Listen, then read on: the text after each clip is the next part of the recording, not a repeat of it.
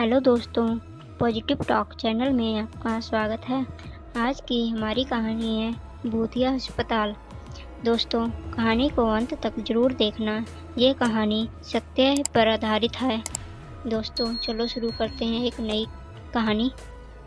यह है भूतिया हॉस्पिटल की कहानी, जिसे सुनकर आपको समझ आएगा कि असलियत और काल्पनिक दुनिया के बीच में कहां से कहां तक सच्चाई छुपी होती है। यह कहानी Jawaharlal Nehru institute of medical science hospital की है। यह हॉस्पिटल मणिपुर में है। इसी हॉस्पिटल में बहुत सी अफवाहें सुनने में आ रही थी। इन अफवाहों के अनुसार यह जगह भूतिया है। कहा जाता है कि हॉस्पिटल के वॉशरूम और कॉरिडोर में रात के समय जाना सही नहीं है।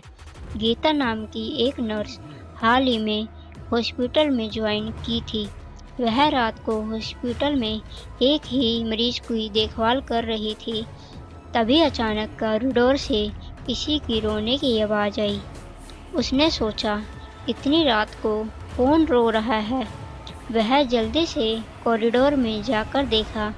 रोने की आवाज़ तो आ रही थी, पर कोई दिखाई नहीं दे रहा था। उसे यह सब अजीब लग रहा था।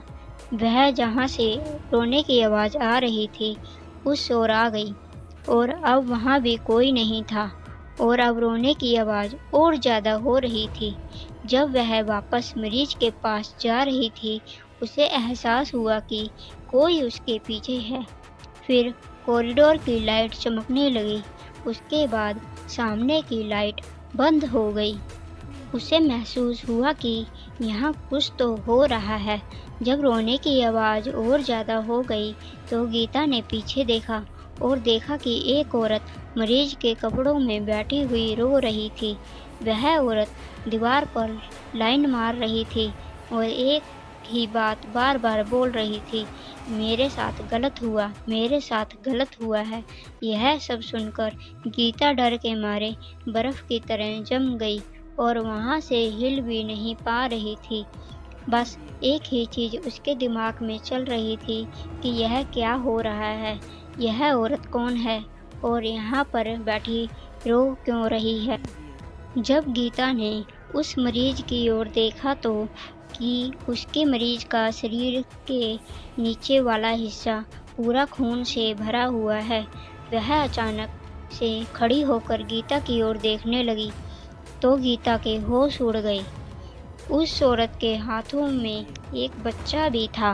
वह बच्चे को लेकर गीता के सामने आने लगी तो फिर से कॉरिडोर की लाइट ऑन ऑफ होने लगी। वह औरत आगे बढ़ते हुए एक ही बात बोल रही थी, तुम सबने मेरे साथ बहुत गलत किया है, तुम सबने मुझे मार दिया। उस औरत के अंदर बहुत सारा गुस्सा था। गीता वहाँ से हिल भी नहीं पा रही थी। डर के मारे गीता वहाँ से भाग गई और दूसरे फ्लोर के वॉशरूम में जाकर छुप गई।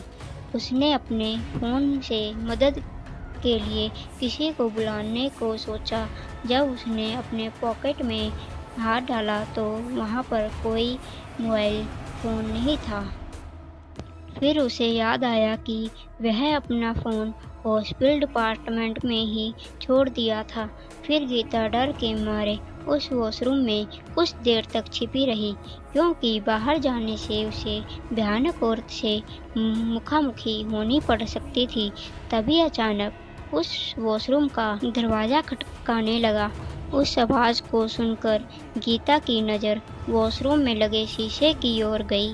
फिर गीता ने शीशे की ओर देखा तो उसमें वही खून से लथपथ औरत गीता के पीछे खड़ी थी। उसने फिर से पीछे देखा तो वहाँ कोई नहीं था। गीता को लगा कि यह कोई वहम है। उसे वहाँ से जल्दी दूसरे मंजिल तक जाना चाहिए और दूसरे मंजिल पर जाने का रास्ता उसी कॉरिडोर से होकर जाता है जहाँ वह भयानक औरत खड़ी थी। उसके पास कोई और रास्ता भी नहीं था। उसने सोचा कि वह वहाँ से भागकर दूसरे मंजिल पर जाएगी और उसने तुरंत दौड़ लगाई। फिर कॉरिडोर में किसी चीज़ से उसका पैर टकराया और वह नीचे गिर गई। जब उसने देखा कि उसने किस से टकराया तो उसका शरीर ठंडा पड़ गया। जब उसने नीचे देखा तो वह भयानक औरत नीचे पड़ी हुई थी और गीता डर से बेहोश हो गई। जब अगले दिन वह होश में आई तब उसने देखा कि वह उसी हॉस्पिटल में मरीज के रूप में पड़ी थी। वहाँ कुछ नर्स उसके पास बैठी थी। उसने हालत नर्सों को सुनाई, लेकिन उन्हें उस पर विश्वास नहीं हुआ। उन्होंने कहा कि वह अपने काम की वजह से अपनी सेहत पर ध्यान नहीं रखती। अगले दिन जब गीता अकेली थी तो एक बूढ़ी नर्स आई और उसने कहा वह गीता की बातों पर विश्वास करती है।